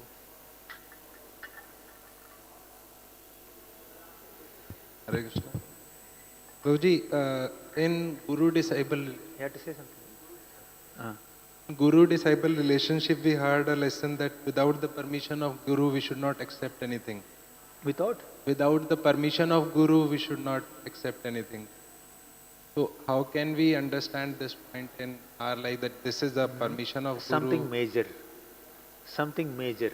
Now you see, before taking a major decision, very serious step in your bhakti, you need to consult the spiritual authorities, take their blessings, take their approval, take their guidance, consider their perspective of the situation, and then move ahead. Small thing. Should I take bath or not? Should I take breakfast or not? So don't bother them with every small thing. But something like for Ram, marrying is a big thing, right? So he had to take permission from Guru. Not that for every small thing, class chal rahe, should I take notes or not? Guru ko puchta hu. Not necessary. So depending on the gravity of the situation, the seriousness of the issue, you should consult. Actually, Guru, a mature disciple should have the maturity to take some decisions on one's own in line with the teachings of Guru, which he has already received. But some decision you can't take because based on whatever knowledge you have, realization you have, teachings that you received, this is little ambiguous, not very clear. Then you should immediately ask. When things are not clear, you should immediately ask. But any major decision, you should immediately ask. But small things, of course. You can ask some friends, devotee friends or senior spiritual siblings, you can ask. Any other question? Yes, Mataji.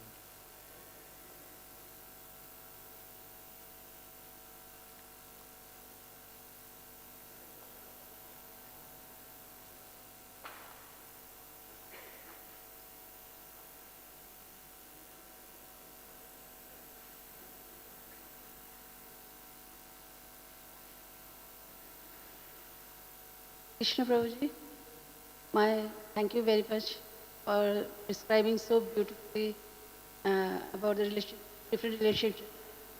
My question is, sometimes a thought comes like Chaitanya Mahaprabhu, and he preached Braja Bhakti, like more of Krishna's loving relationship with Krishna and gopis and all. My thought is, why Ramayan actually is more relevant to family life and social life. So why a little seems he sidelined Ramcharitra. So how do you explain It's that? not about sidelining. The Lord can be worshipped by different devotees in different moods.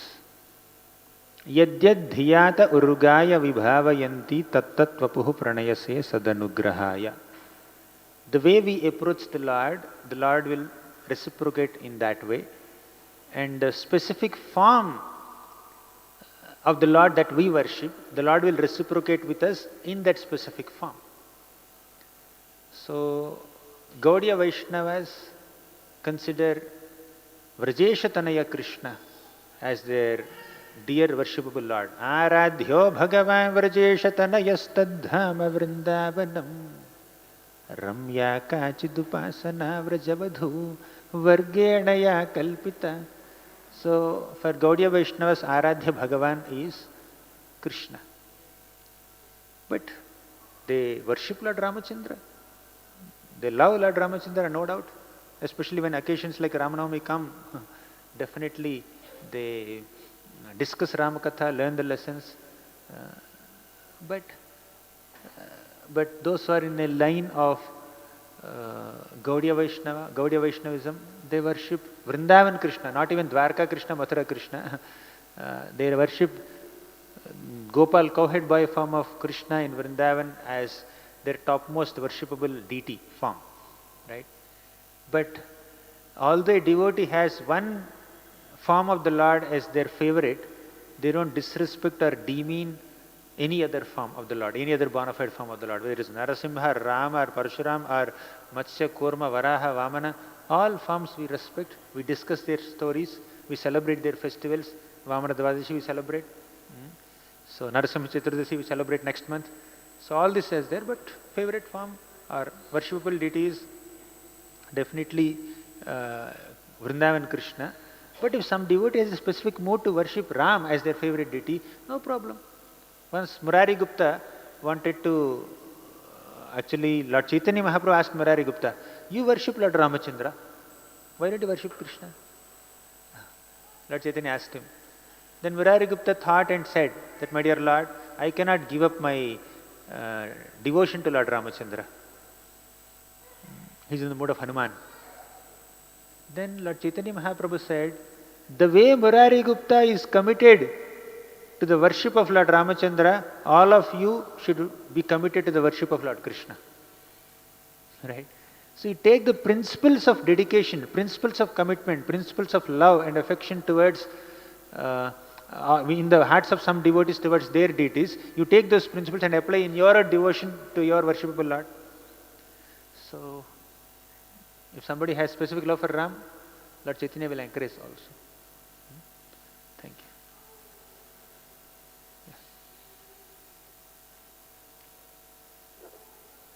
Very lecture, Prabhuji.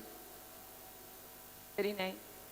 Prabhuji, my question is, Ramayan set very highest standard, very high, I would highest standards, and the character has so much power to follow that standards. But as we are a Kaliyuga being, we don't have that much strength, knowledge. Whether it is, yes. And we need to set boundary, Yes. the relation.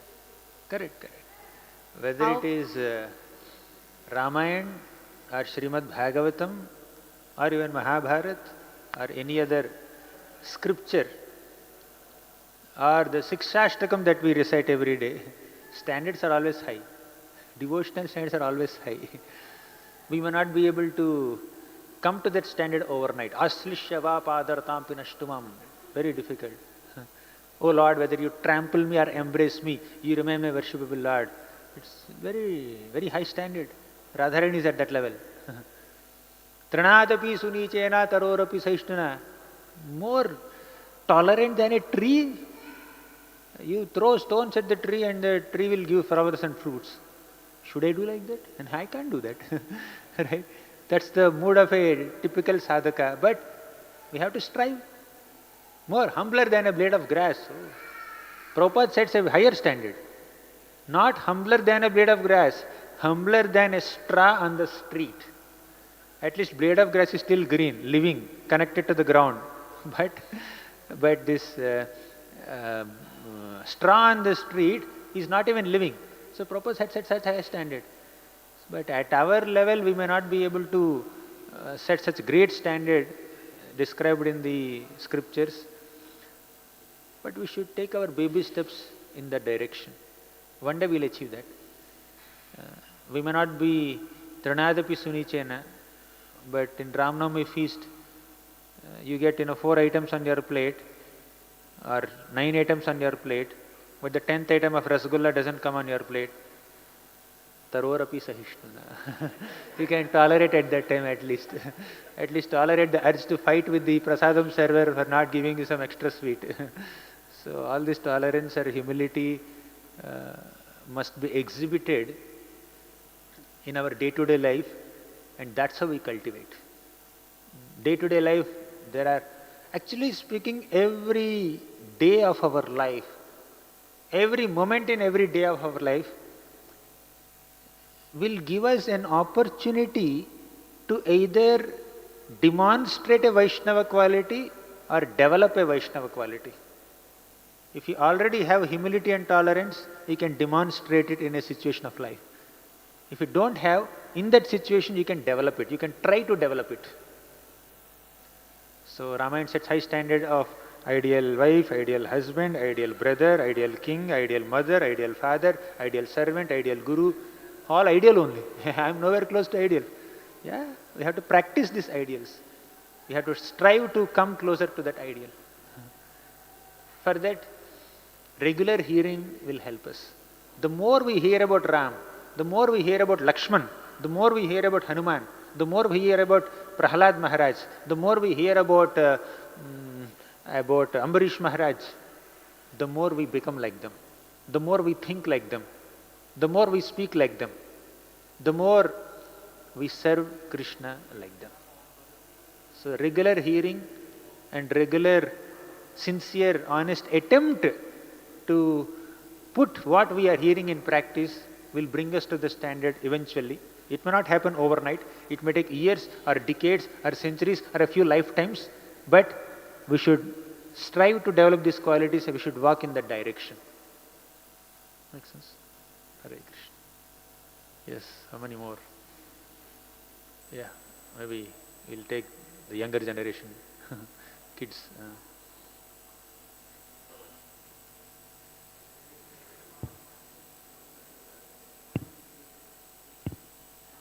Hare Krishna Prabhuji, Dandavat. Thank you for wonderful lecture. As you tell Prabhuji that we should follow the instructions of our Guru, but what if our Guru is not near to us, and how we can, at that moment, how can we conceive the instructions of our Gurudev? Guru is not? Near to us. Oh, not near to us. Okay. Traditionally speaking, the privilege of having one's Guru next to oneself is always rare, extremely rare.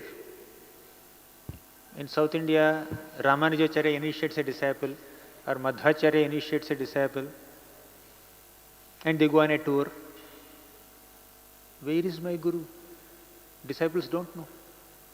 Forget being near to Guru, they don't even know the whereabouts of Guru. But nowadays, any typical disciple's access to Guru is 100 times or 1,000 times more. Even if Guru is giving a class on the other side of the globe, you have YouTube Live, Zoom Live, you can hear what Guru is saying. Right? You can feel that nearness now. But in the traditional days, access to Guru is always limited. But Guru is always near to us to the degree we take the instructions of Guru and teachings of Guru seriously and make a humble attempt to put them in practice. That is the connection with Guru. See, Guru is spiritual master, not material master. Material master has to be physically close to us probably.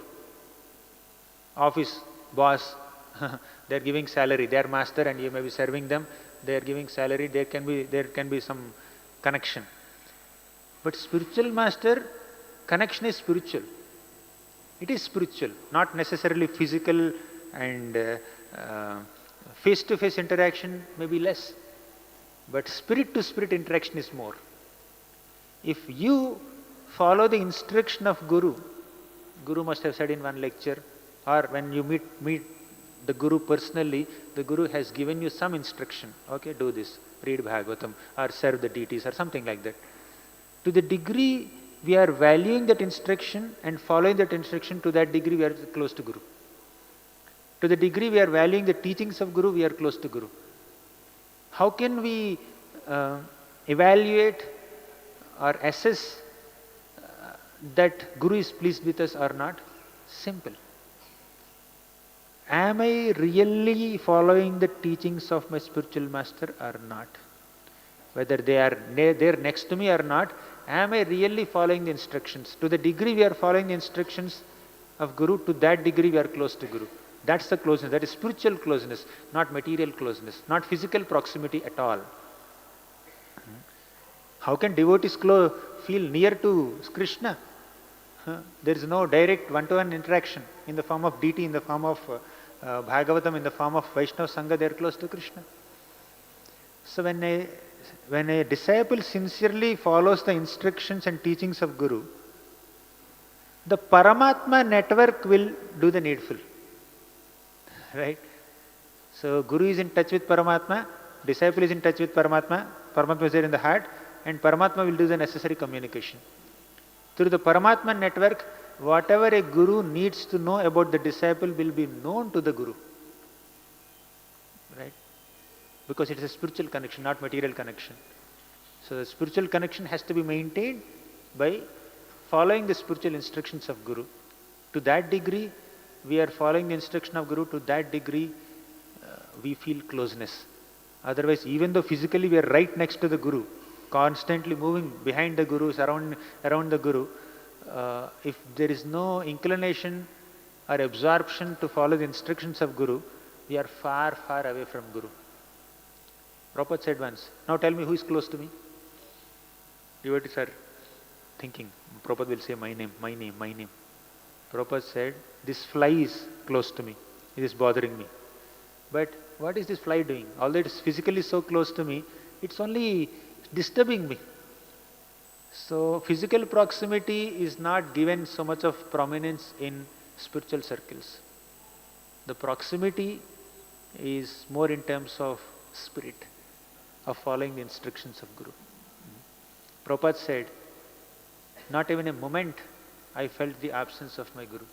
I always feel the presence of my Guru, although Guru passed away. Although Guru passed away so many years back, Prabhupada is still carrying the instruction of the Guru, implementing and committed to the instruction of Guru and feeling the presence of Guru. So Guru Smaranam, Guru Siksha Smaranam means Guru's instructions we have to constantly meditate. Tad dhyayanto japantasya pujayantasya samyutaha. You need to do dhyana, meditate on the instructions of Guru. Japantasya, you should chant the instructions of Guru. Pujayantasya, you should worship the instructions of Guru. Samyuta, you should be self-controlled in following the instructions of Guru, serve the Guru. So as long as this is there, connection is established. Prachetas, how much opportunity they got to be with Guru? Very limited. Lord Shiva came and taught Rudra Gita to Prachetas. How much time it requires to chant Rudra Gita shlokas? 10 minutes, 15 minutes? You chanted any time Rudra Gita shlokas in 4th canto? 10, 15 minutes. Even if you chant slowly, half an hour. That much association only Prachetas got from Guru. But 10,000 years they followed that instruction. They chanted Rudra Gita. And after 10,000 years, when Lord Vishnu appeared in front of Prachetas, Prachetas said, "Oh Lord, we are so fortunate to have a Guru like Shiva, and Shiva blessed us, and today, because of his blessings, we got your association." They did not feel, "Oh, Shiva is not monitoring our sadhana. Shiva is not making me WhatsApp call or phone call or message or replying my mails." No, they are always in touch with Shiva. Or many other disciples, traditionally speaking. How much association, physical association Prabhupada got from Bhakti Siddhanta Saraswati Thakur? Very limited, very few interactions. But dedication levels, now you see so many Prabhupada disciples are around us. At least whenever I heard the lectures of Srila Prabhupada's disciples, every lecture, several times they speak about Srila Prabhupada. Although Prabhupada passed away long back, Prabhupada is still living in the hearts of all these disciples and all the followers, sincere followers of Prabhupada. They feel the bonding and connection with Srila Prabhupada. They are our examples, they are our role models, heroes. When we are reading Prabhupada's purports, we are in touch with Prabhupada. When we are hearing Prabhupada's classes, we are in touch with Prabhupada.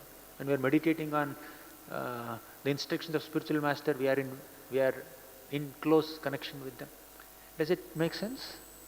Hare Krishna. 10 o'clock.